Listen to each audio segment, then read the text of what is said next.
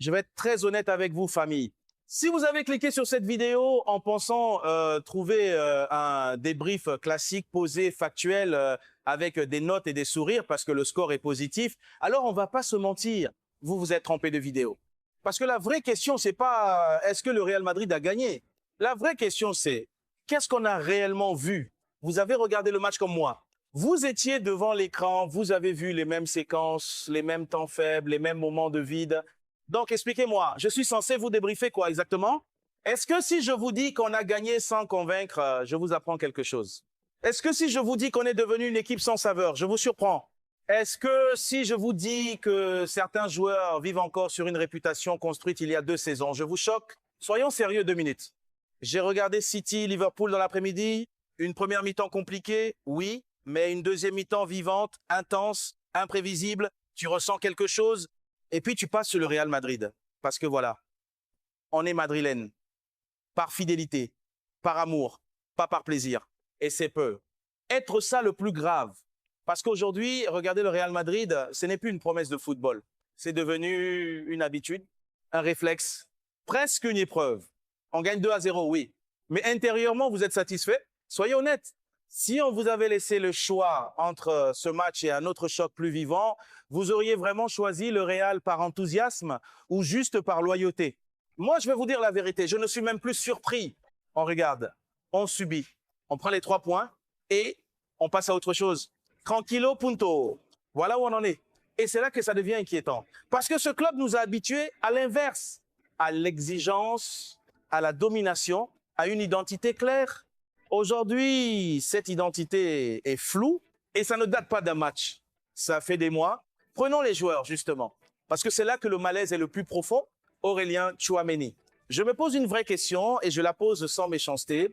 Est-ce qu'il a déjà atteint son plafond? Ou est-ce que nous, supporters, analystes, créateurs, on lui demande simplement plus que ce qu'il peut offrir? On l'a défendu, on l'a protégé, on a expliqué le contexte, le rôle, l'adaptation. Mais concrètement, où est la progression? Même interrogation pour Eduardo Camavinga. Un talent évident, oui. Des fulgurances, bien sûr. Mais une constance, une maîtrise sur 90 minutes, une capacité à tenir le tempo d'un milieu du Real Madrid. Parfois, j'ai l'impression qu'on a confondu potentiel et certitude, qu'on a pris une saison de surperformance comme une norme. Federico Valverde aussi pose question, pas sur l'engagement, pas sur l'état d'esprit, mais sur le plafond technique, sur l'impact dans les matchs fermés, sur la créativité. Et là, je me surprends à penser quelque chose qui me dérange moi-même. Et si on avait surcoté certains profils? Et si on avait cru trop vite qu'ils allaient tous devenir top 3, top 5 mondiaux à leur poste? Je vous le dis franchement, moi j'ai baissé mes attentes. Et ça, pour un supporter du Real Madrid, c'est presque un aveu d'échec.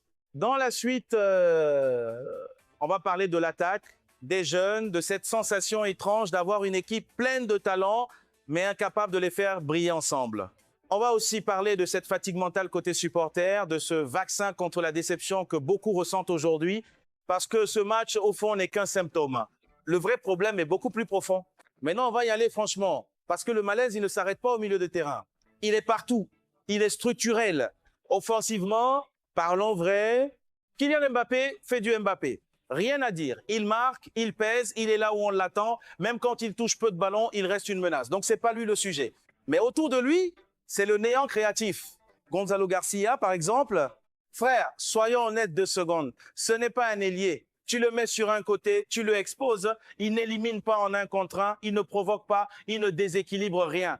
Et quand tu le sors de son poste, il devient presque inutile. Ce n'est même pas une critique personnelle. C'est un constat footballistique. Pourquoi insister? Pourquoi répéter la même erreur match après match? Arda Güler maintenant. Et là, je sais que ça va faire parler. Oui, il est talentueux. Oui, il a une patte. Oui, il voit le jeu. Mais aujourd'hui, il n'est pas prêt pour être titulaire à un poste aussi clé dans une équipe comme la nôtre. Il joue encore comme un joueur U20. Il a des idées, mais pas encore le rythme. Il a la technique, mais pas l'expérience. Il peut faire une belle passe, puis disparaître 10 minutes. Et ce n'est pas une honte. Le problème, ce n'est pas Arda. Le problème, c'est ce qu'on lui demande. On ne peut pas confier les clés du jeu du Real Madrid à un joueur qui est encore en phase d'apprentissage. Ce n'est pas sain, ni pour lui, ni pour l'équipe. Le latéral venu de la Castilla, parlons-en aussi. Il m'a juste rappelé une chose. On n'est pas la Masia. Ici, on ne lance pas des jeunes en espérant qu'ils deviennent des cracks par magie. Le niveau est trop élevé, la pression est trop forte. Et encore une fois, c'est pas sa faute. Quand tu montes en équipe première, tu es censé être entouré de cadres solides qui te tirent vers le haut. Mais cette équipe-là, aujourd'hui, elle tire tout le monde vers le bas. Et c'est ça qui fait mal. Même Arda, dans un Real Madrid cohérent, il s'entraînerait avec les pros, mais jouerait encore avec la Castilla pour accumuler du rythme, de la confiance, de l'expérience. Là, on le jette dans le feu parce qu'on n'a pas mieux. Et ça, c'est un aveu. Alors oui, il y a des éclairs. Le but de Carvajal, par exemple, contre Valence, il se transforme en ballon d'or. Aujourd'hui, il te met une frappe façon Gareth Bale. Magnifique. Courtois, rien à dire. Solide, fiable, haut niveau. Mais un grand club ne peut pas vivre uniquement de moments isolés. Un but ici, un arrêt là. Ça ne fait pas une équipe. On gagne 2-0. On prend les 3 points. Mais intérieurement, vous le savez, ça ne vous rassure pas. Vous êtes comme moi, vacciné contre la déception. Vous regardez les matchs sans attendre grand-chose parce que vous savez que sinon, vous allez exploser. Et quand on regarde la suite, Benfica arrive. Est-ce que si on se fait éliminer, ce serait un scandale? Franchement, non. Ça ferait mal, oui. Mais est-ce que ce serait illogique au vu de ce qu'on produit? Absolument pas. Et le pire dans tout ça, c'est que même les retours de blessures ne font plus rêver. À part Militant, honnêtement, qui vous manque vraiment? Posez-vous la question. Andrick, quand il va revenir, certains pensent qu'il va tout changer. Mais dans cette dynamique-là, il ne fera pas ce qu'il fait à Lyon. Parce qu'ici, on ne va pas jouer pour lui. On ne va pas le chercher. On va lui dire, fais la place à Vinicius. Fais la place à Mbappé. Et si tu peux faire une différence, tant mieux. Voilà la réalité. On n'a pas de mauvais joueurs. Mais on est devenu une équipe jeune, trop jeune, sans assez d'expérience, sans assez de cadre pour structurer tout ça. Une équipe presque de Liga, pas de Real Madrid. Et je vais finir avec un conseil. Parce que je vous respecte. Parce que je sais que beaucoup d'entre vous vivent cette saison avec frustration. N'attendez rien, vraiment. Considérez cette saison comme une saison de transition. Une saison blanche s'il le faut. Préparez-vous mentalement à des départs cet été. Des départs qui feront mal, des joueurs qu'on aime mais dont il faudra se séparer pour repartir sur des bases saines. C'est le seul moyen de ne pas exploser mentalement. Sinon, vous allez faire une crise. Et je préfère vous prévenir. Voilà, il n'y avait pas 1000 choses à dire sur ce match. Parce que ce match, c'est juste le reflet du Real Madrid d'aujourd'hui.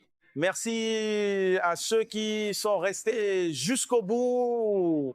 Comme toujours, abonnez-vous, likez, partagez. Vous savez que la chaîne vit grâce à vous. On se retrouve très vite pour un nouveau débrief. Et je vais rajouter une dernière couche, parce que certains vont dire... oui, mais Moussa, tu dramatises. On a gagné. 3 points. Fin de l'histoire. Non. Justement, non.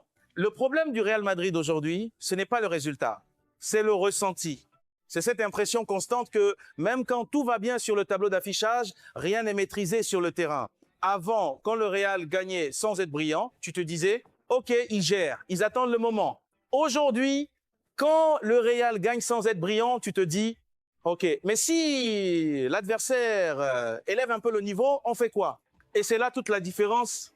On est passé d'une équipe qui choisissait quand accélérer à une équipe qui subit le rythme et espère un éclair individuel. Un but venu de nulle part, une frappe exceptionnelle, un exploit isolé, mais le football de haut niveau, surtout en Europe, ne pardonne pas ça éternellement. Et je vois déjà venir un autre argument. Oui, mais le Real Madrid, c'est l'ADN, c'est la Ligue des Champions, il se transforme. Les gars, même les miracles ont besoin d'un minimum de structure. Même les remontadas ont besoin d'un socle. Même l'ADN a besoin d'être entretenu. Aujourd'hui, cet ADN est dilué dans un projet trop flou, trop de jeunes lancés en même temps, pas assez de hiérarchie claire. Des joueurs utilisés hors de leur rôle naturel et une équipe qui joue souvent contre elle-même. Et c'est pour ça que je le redis calmement, sans rage, sans haine.